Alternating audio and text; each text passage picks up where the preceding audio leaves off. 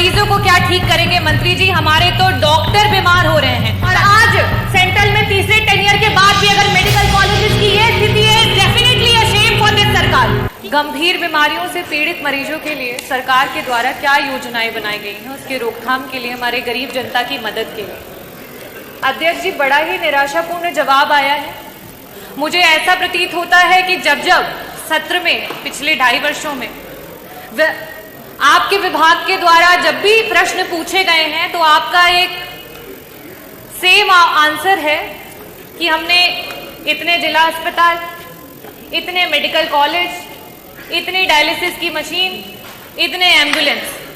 अध्यक्ष जी, मेरा बड़ा ही स्पष्ट सा सवाल था और अगर आपने ये बताया है कि आपके इतने जिला अस्पताल, इतने मेडिकल कॉलेजेस हैं, तो मैं इस सदन के माध्यम से जौनपुर से जो हमारा मेडिकल कॉलेज है उसकी कुछ पिक्चर है वो आपको दिखाना चाहूंगी कि जहां पे काला पानी तैर रहा है, जो बिल्डिंग्स हैं वो बनने से पहले खंडहर हो चुकी हैं, ये स्थिति है।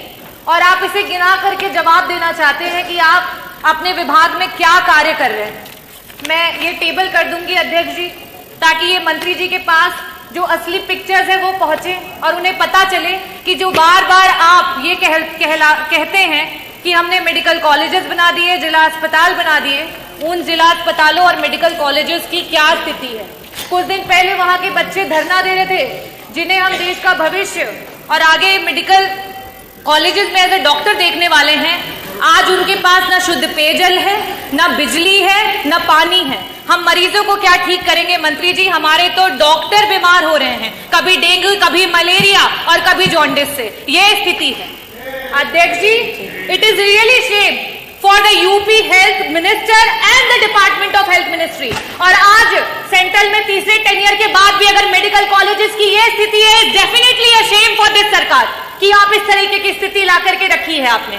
अध्यक्ष जी, जवाब में इन्हें ये देना चाहिए था कि गंभीर बीमारियों के लिए जो हमारे डॉक्टर्स होते हैं, चाहे वो पैलिएटिव मेडिसिन के डॉक्टर्स हों, चाहे आपके ऑन्को सर्जन्स हो, ऑन्कोलॉजिस्ट हो, गायनेकोलॉजिस्ट हो, न्यूरो एनेस्थीसिया डिपार्टमेंट के डॉक्टर्स हो, चाहे आपके कार्डियो सर्जन्स हो, सीटीवीएस के सर्जन्स हो, आपने कितने डॉक्टर्स को बढ़ा, कितने डॉक्टर्स को आपने बढ़ाया?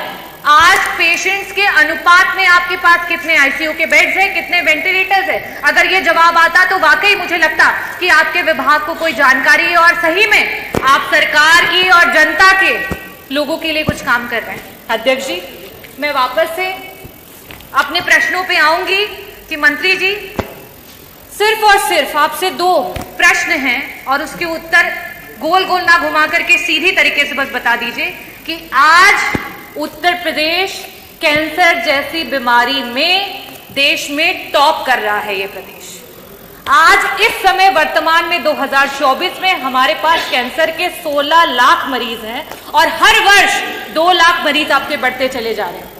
और इन गरीब मरीजों के पास ना तो पैसा है इलाज कराने के लिए और ना अस्पतालों में बेड्स। इन परिस्थितियों में अगर वो मरीज किसी प्राइवेट अस्पताल में जाता है, बड़ा बड़ा एस्टिमेट मिलता है।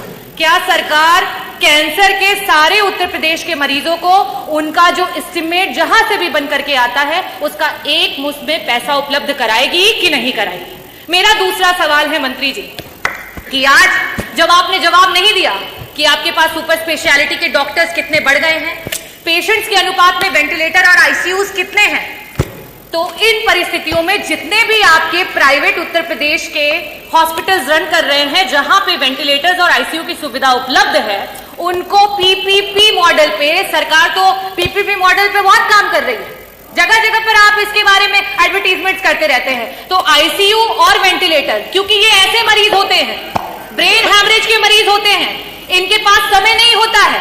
मंत्री जी, अगर एक्सीडेंट हो गया, आज बीपी बढ़ गया और ब्रेन हैमरेज हो गया तो तुरंत उसका ऑपरेशन होना है, लेकिन उनके पास पैसा नहीं होता ना वेंटिलेटर पे देने के लिए, ना उन वेंटिलेटर्स पे रहने के बाद।